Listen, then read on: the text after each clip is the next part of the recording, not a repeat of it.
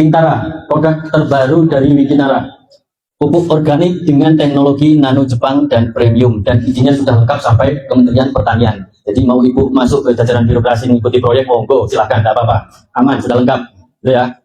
Mau di level jaringan member-member ibu boleh, mau ke instansi manapun boleh, karena izin kita sudah lengkap.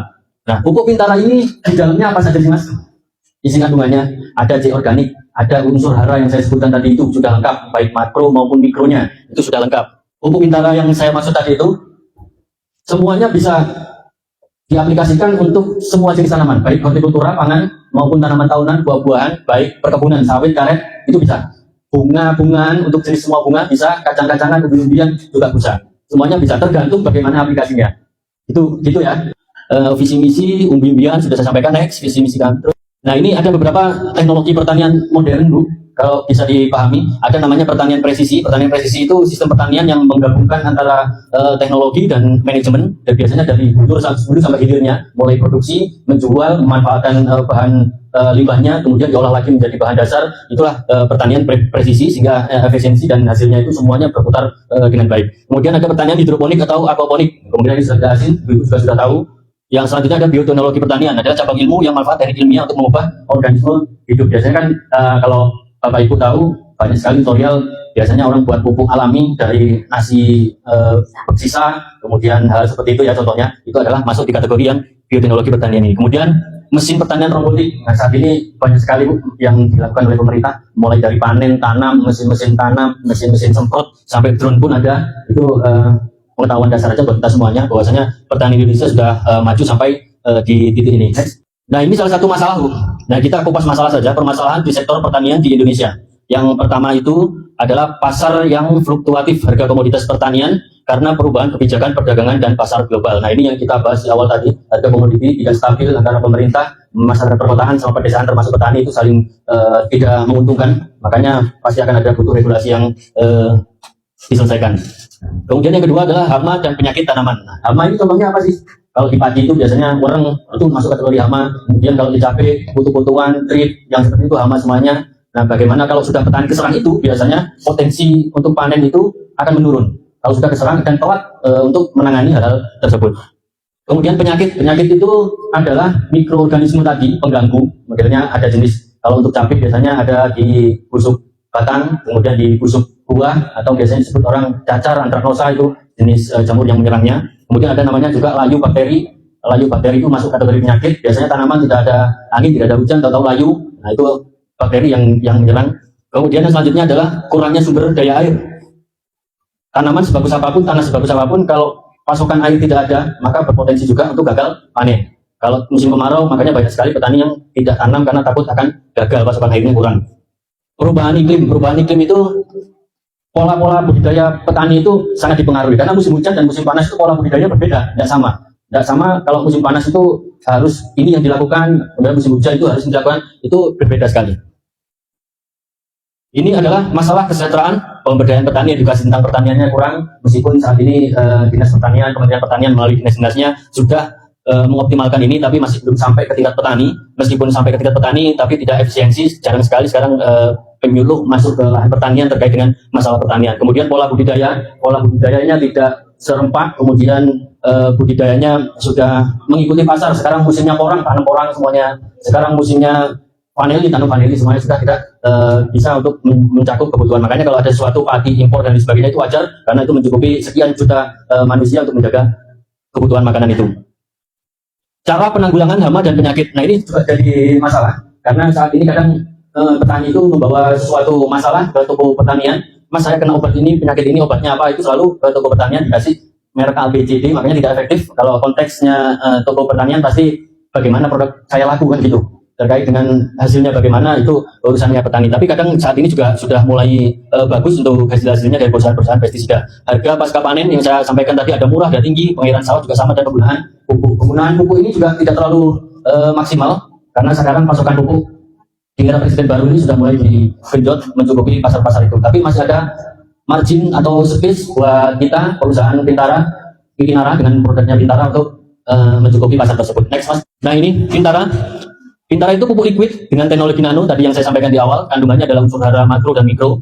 Kemudian dapat meningkatkan kesuburan tanah. Nah, caranya bagaimana aplikasinya? Nah, nanti saya jelaskan ya. Kemudian untuk menjadi sumber makanan mikroorganisme dalam memproduksi kebutuhan nutrisi tanaman juga dapat meningkatkan imunitas tanaman. Selain unsur hara makro dan mikro, Pintara juga dilengkapi hormon alami seperti auksin. Auksin itu fungsinya untuk bagaimana mempercepat akar-akar tumbuh, sehingga kalau akar-akarnya tumbuh, atasnya daun-daun, kemudian yang lainnya juga cepat tumbuh. Sitokinin dan juga giberlin untuk membangun sel-sel calon bunga dan buah. Nah, sudah lengkap sebenarnya ada yang di Pintara ini, Bu.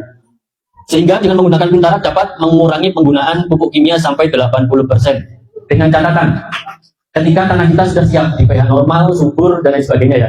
Jadi kita jangan sampai overclaim bahwasanya baru kita presentasi di awal, cuma kita sudah sampaikan, kita bisa mengurangi pupuk sampai 80%. Jangan dulu ya. Ya, bertahap itu dilakukan bertahap. Ya. Kemudian selanjutnya adalah menekan biaya produksi. Biaya produksi di mana yang bisa ditekan? Ketika tanaman itu sehat, petani itu dalam membeli pestisida itu akan menurun kalau tanaman sehat. Misalkan kita aja, karena hewan, tumbuhan, manusia sebetulnya sama, Bu. Misalkan kita ya, ketika kita sehatkan, kita nggak beli obat-obatan, Bu. Itu sama. Tanaman juga sama. Ketika tanaman itu sehat, ya, obat-obatan itu akan tidak terbeli. Makanya disitulah tingkat kita menekan produksi. Kemudian meningkatkan produktivitas. Dari hasil uji trial sampling di lahan, pupuk Pintara itu bisa meningkatkan produktivitas sampai 35%. Yang biasanya padi panen misalkan 1 hektar 6 ton, itu menjadi 7 ton. Kalau dikalikan harga gabah sudah berapa? Itu katanya Pak Hedi kalian. Selanjutnya adalah mengurangi penggunaan residu racun yang berlebihan dan lain-lain. Itu adalah keunggulan dari pupuk Pintara. Next, Mas. Nah, ini hasil dokumentasi download kami di tanaman timun. Usia 5 hari kita lakukan penyemprotan, kemudian usia 7 hari sudah kelihatan bedanya, Bu, dari daunnya yang awalnya 2, kemudian ini kecil, ini bisa jadi lebar daunnya, ini cuma dalam waktu 2 hari. Jadi pupuk Pintara ketika diaplikasikan ke tanaman, apalagi ini kan jenisnya hortikultura ya. Semangka, melon, cabai, sama itu usia 5 hari, itu setelah penyemprotan 5 hari kita sudah bisa melihat hasilnya. Itulah hebatnya pupuk Pintara. Kasih tangan dulu dong. Baru 2 hari sudah bisa kelihatan hasilnya. Ini saran aplikasi. Saran aplikasi kami adalah 1 saset pupuk Pintara untuk 1 tangki 20 liter air. Biasa tangki itu kan ukurannya ada yang 16, 15, 14, 16, kemudian 20 sampai 25 terakhir. Ini yang maksimal kita adalah 20 liter. Itu tingkat kepekatan konsentrasinya masih dapat kita di 20 liter. Kemudian ibu-ibu jangan mencoba trial untuk 1 saset kemudian dimasukkan ke aqua kemudian langsung disiram ke tanamannya ya. Bisa mati nanti.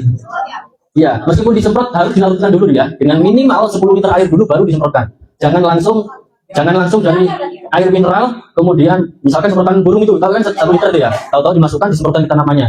Mati nanti tanamannya. Overdosis namanya. Ya sama lah, manusia kalau terlalu berlebihan obat juga overdosis. Sama dengan tumbuhan dan hewan juga sama. Nah, itu berarti harus kita cairkan dulu dengan 10 liter atau 20 liter air. Kalau kita ingin cepat laku produk kita ya sarankan aja di 10 liter air. Atau 1 tangki 2 saset. Boleh ya? Boleh ya, tapi nanti kos produksinya akan bengkak petani. Makanya gunakanlah standar sesuai dengan rekomendasi. Kemudian aplikasi pada tanaman pangan, hortikultura dapat dimulai dari usia 5 hari.